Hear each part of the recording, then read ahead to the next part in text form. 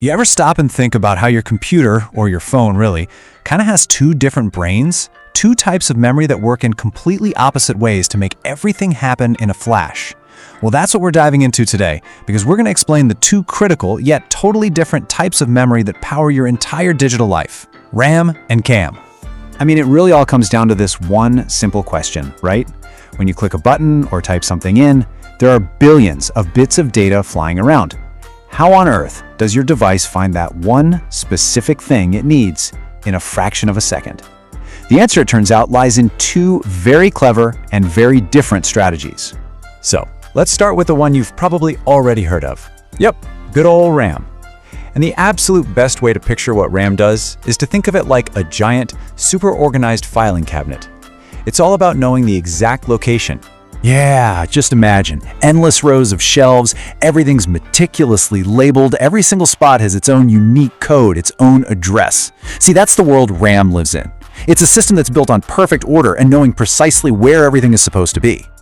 Now, in this library, you can't just stroll up and ask for that book about dragons. Nope, that's not going to fly.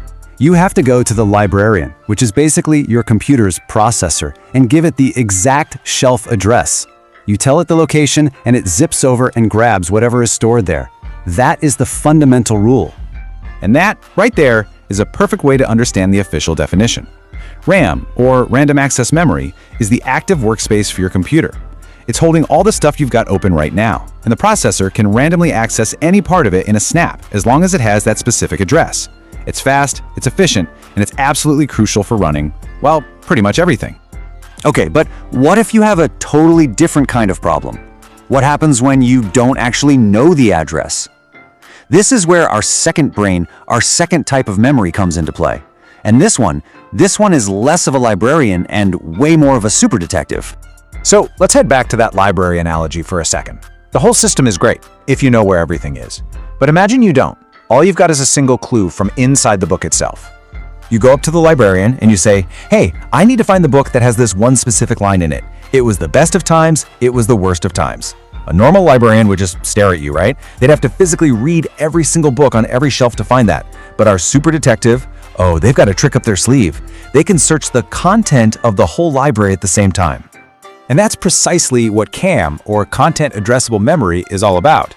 You don't give it an address. Instead, you give it the content, the actual data you're looking for. CAM then blasts a search through its entire memory all at once. And if it finds a match, it shouts back the address where it found it. It's almost like magic, and it is unbelievably powerful for certain jobs. All right, so we've got our librarian, RAM, who's all about the address. And then we have our detective, CAM, who's all about the content. Let's put them side by side and really break down how this one difference changes everything. Okay, if you remember one thing, let it be this. This is the absolute core difference. With RAM, you give it a location to get the data. With CAM, you give it the data to find its location. They're like perfect opposites, a complete mirror image of each other in how they work. But here's the part that's just mind-blowing: the speed of that detective work. Because CAM is built to search everything all at once. In parallel, it can find a match in a single tick of the computer's internal clock. Just one cycle. That is insanely fast. RAM, by comparison, can take several cycles just to fetch something, even when it knows the address. Now, all that speed and power, it comes with some serious trade-offs.